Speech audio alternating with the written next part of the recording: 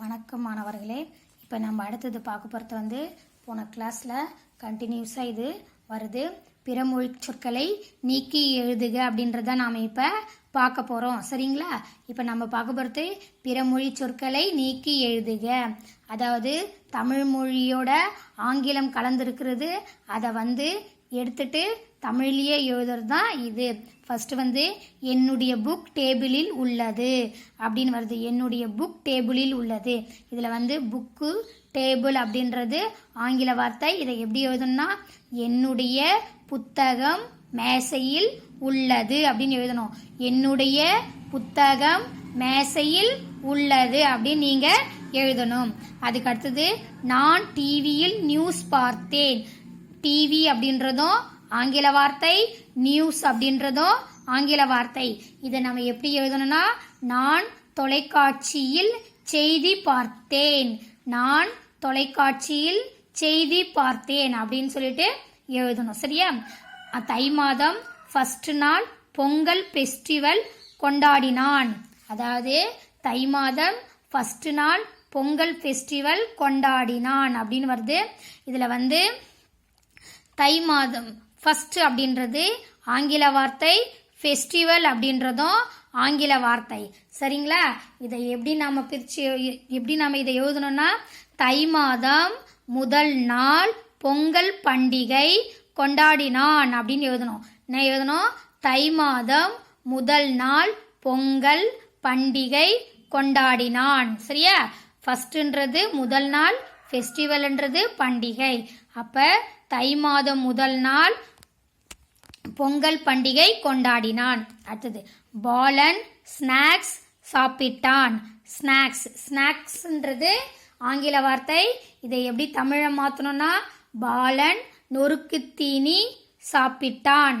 நொறுக்கு தீனினா ஸ்நாக்ஸ்ன்னு சொல்லுவாங்க. அதனால பாலன் நொறுக்கு தீனி சாப்பிட்டான். சரியா? புரிஞ்சது எல்லாருக்கும்? ஃபர்ஸ்ட் வந்து என்னுடைய புக் டேபிளில் உள்ளதுன்னா என்னுடைய புத்தகம் மேசையில் உள்ளது. நான் டிவியில் நியூஸ் பார்த்தேன். நான் தொலைக்காட்சியில் செய்தி பார்த்தேன். தை மாதம் ஃபர்ஸ்ட் நாள் பொங்கல் ஃபெஸ்டிவல் கொண்டாடினான். அப்ப தை மாதம் முதல் நாள் பொங்கல் பண்டிகை கொண்டாடினான். பாலன் ஸ்நாக்ஸ் சாப்பிட்டான். பாலன் நொறுக்கு தீனி சாப்பிட்டான். சரிங்களா? புரிஞ்சுதா எல்லாருக்கும் இது வரைக்கும்? இப்போ நம்ம அடுத்தது பார்க்கலாமா?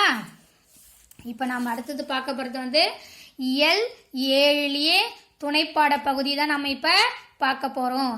இது வந்து ஒரு கதை பகுதி. இந்த கதை பகுதி தான் நம்ம பார்க்க போகிறோம். சரிங்களா? இந்த கதையோட தலைப்பு வந்து தலைமை பண்பு. தலைமைனாவே யாரு முதன்மையானவர்கள் அப்படின்ற தலைமைனா இப்போ நம்ம வகுப்புல கூட லீடர்னு ஒருத்தரை தேர்ந்தெடுக்கிறோம். அப்போ அவங்களுக்கு வந்து தலைமை பண்பு.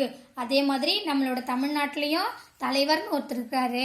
நம்மளோட ஆட்சி பண்றவரே முதல்வர். அப்போ அவர் வந்து தலைமை பண்புல இருக்கிறவரு. அந்த மாதிரி நம்ம இந்தியாவிலையும் ஒரு தலைமை பண்பு இருக்குன்னா அது நம்மளோட பிரதமர் சொல்லலாம். அந்த மாதிரி எல்லா இடத்துலையுமே ஊர் தலைவர் அப்படின்லாம் சொல்றோம்ல, அது மாதிரி தலைமை பண்பு. அந்த தலைமை பண்பை பத்தி தான் நம்ம இப்ப இந்த கதையில பார்க்க போறோம். அந்த தலைமை பண்புக்கு வெறுமனே யாரு ஒன்னாலும் தலைவரா வந்துட முடியாது. அந்த தலைமை பண்புக்கு உள்ள தகுதியெல்லாம் நம்ம கிட்ட இருக்கா அப்படின்னு நாமளும் இதை ஆராய்ச்சி பண்ணி தேர்ந்தெடுத்து தலைவர் பதவிக்கு உட்காருவாங்க. தலைவர் நம்ம நினைச்சோன்னே நம்ம தலைவராக வர முடியாது.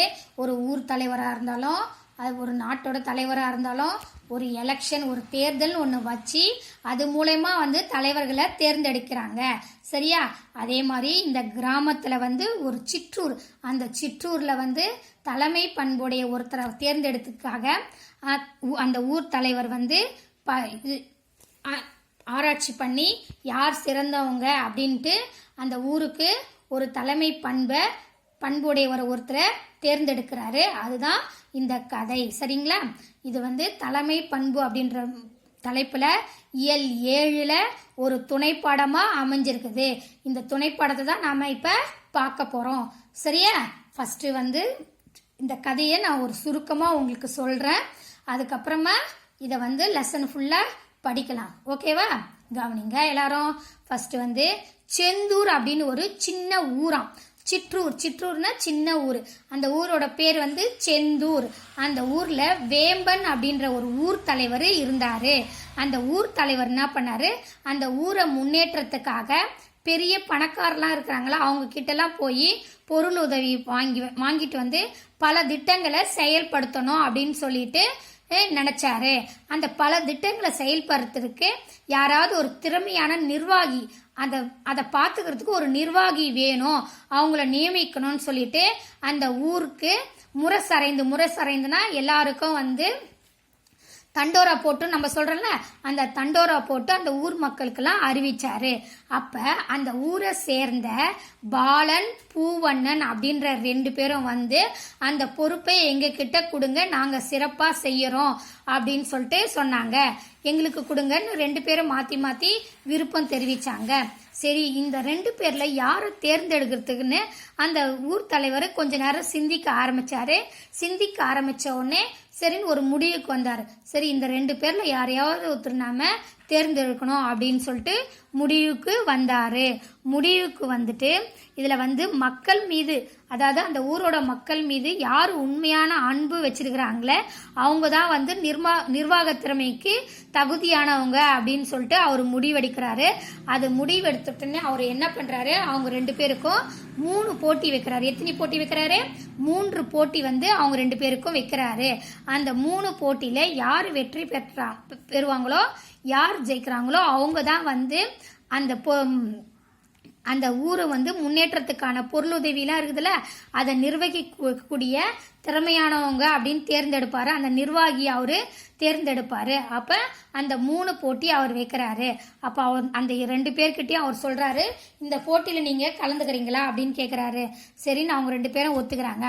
அதுல வந்து அவரு முதல்ல ஒரு போட்டி வைக்கிறாரு. முதல்ல உங்களுக்கு ஒரு போட்டி வைக்கிறேன், இந்த ஊர் மக்கள் எல்லாருக்கும் உங்களை வந்து ரொம்ப பிடிச்சிருக்கணும், அதுக்கு நீங்க ஏதாவது செய்யணும் அப்படின்னு சொல்லிட்டு சொல்றாங்க. அப்ப அந்த பாலன் பூவண்ணன் அப்படின்ற 2 பேர் தான் அந்த போட்டியில கலந்துக்கிறாங்க. யார் கலந்துக்கிறது? பாலன் பூவண்ணன் அப்படின்ற ஒரு 2 பேரு அந்த போட்டியில கலந்துக்கிறாங்க.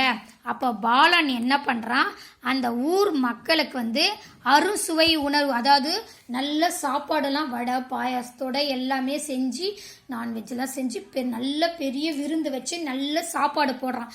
யார் போடுறது? அதாவது பாலன் வந்து அந்த ஊர் மக்களுக்கு ஒரு பெரிய விருந்து வச்சு நல்ல விதமா சாப்பாடு போடுறான். அப்ப அந்த ஊர் மக்கள்லாம் வந்து ரொம்ப மகிழ்ச்சி ஆயிடுறாங்க. அப்ப முதல் போட்டி என்னது, அந்த பாலனுக்கும் பூவண்ணனுக்கும் அந்த ஊர்ல இருக்கிறவங்க எல்லாருக்கும் பிடிச்சிருக்கணும்னு சொல்றாங்க.